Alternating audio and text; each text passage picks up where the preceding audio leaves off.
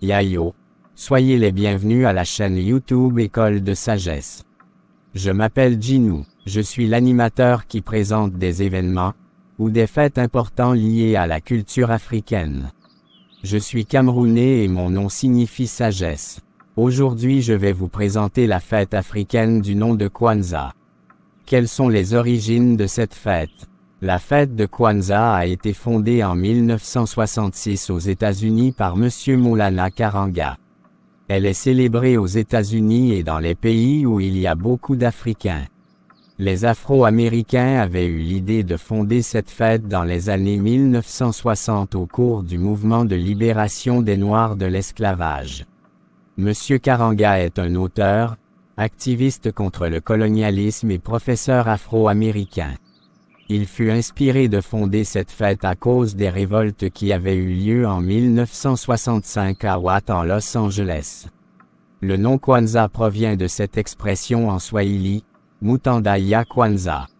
Cette expression signifie « premier fruit » ou « première récolte ». Comment est célébrée la fête?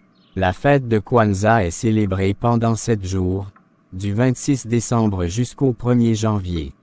Aux États-Unis par exemple, elle est célébrée pendant de grands événements dans des villes, dans de petites communautés et en privé.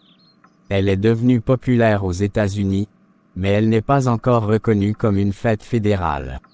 Toutefois des timbres Kwanzaa sont fabriqués aux États-Unis.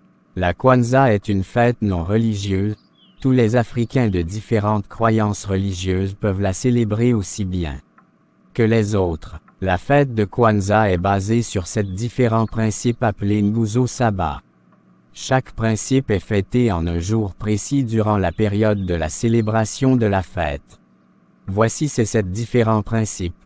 Umoja qui signifie unité, Kujishagulia qui signifie autodétermination, Ujima qui signifie travail collectif et responsabilité, Ujamaa qui signifie économie coopérative, Nia qui signifie but, Kumba qui signifie créativité et Imani qui signifie foi. Les 7 principes sont symboliquement représentés par un chandelier portant 7 bougies appelées Kinara. Les 3 bougies rouges sont placées à gauche, la seule bougie noire est placée au milieu et les 3 bougies vertes sont placées à droite. Chaque soir, on allume une bougie.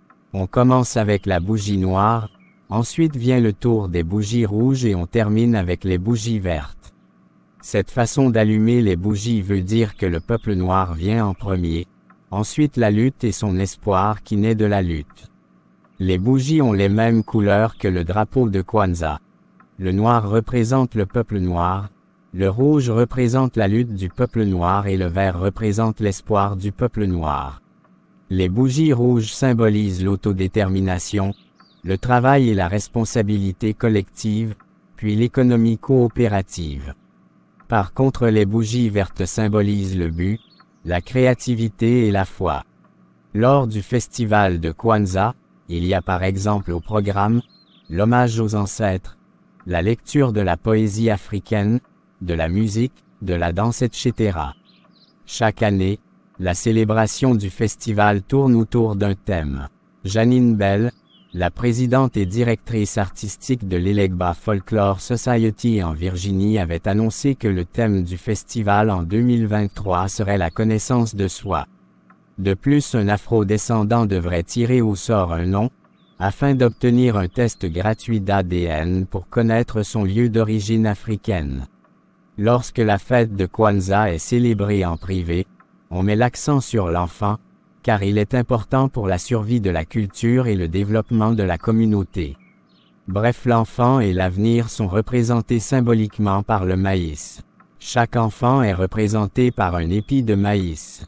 Le maïs symbolise le souhait des parents que l'enfant grandisse fort et heureux. Si l'on n'a pas d'enfant, on utilisera quand même le maïs pour l'idée de la parentalité sociale. Certaines familles prennent un repas spécial chaque soir de la Kwanzaa. La plus grande fête est célébrée au soir du 1er janvier. Ce jour est appelé Karamu. C'est à cette grande fête que les cadeaux sont souvent échangés. Ces cadeaux sont des objets d'art africains pour revaloriser la créativité africaine. Pendant la fête, l'on mange des repas africains. Quels sont les objectifs de la fête? Cette fête réunit les communautés noires pour renforcer l'autodétermination, la reconnexion avec les valeurs culturelles africaines perdues lors de la traite des esclaves et l'unité africaine face à l'oppression, au mépris des ennemis du peuple noir. La fête de Kwanzaa est une expression politique, car elle célèbre la libération des Noirs de l'esclavage. Voici une citation de Janine Bell qui explique son point de vue sur la fête de Kwanzaa.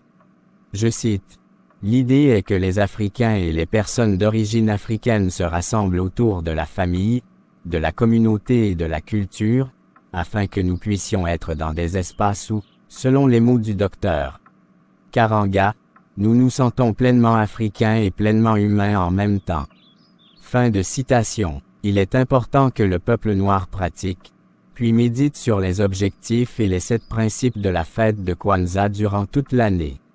Les activités qui se déroulent lors de la fête de Kwanzaa servent aussi à commémorer le passé douloureux du peuple noir et à renouveler l'engagement envers les importantes idéologies africaines. Quels sont les principaux symboles de la fête Kwanzaa?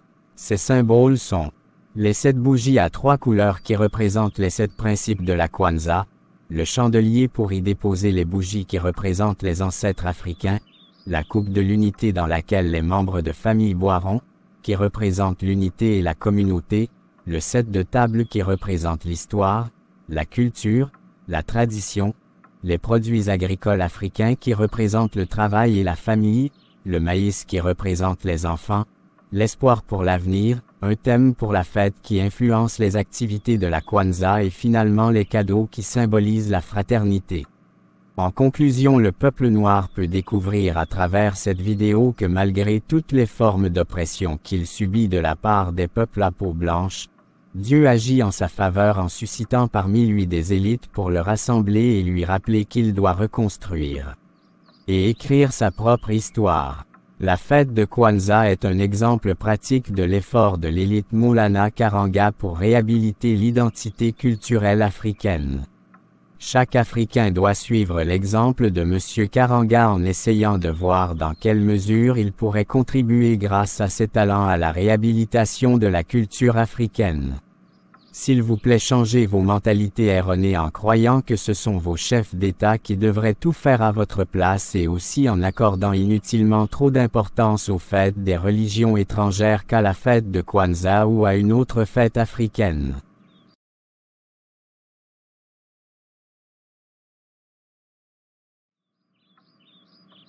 Cher peuple noir, veuillez partager cette vidéo au maximum à vos contacts pour l'instruction de plusieurs. Bonne fête de Kwanzaa du 26 décembre 2024 au 1er janvier 2025 et que les 7 principes de cette fête deviennent une réalité pour le peuple noir. Teuyo, au revoir.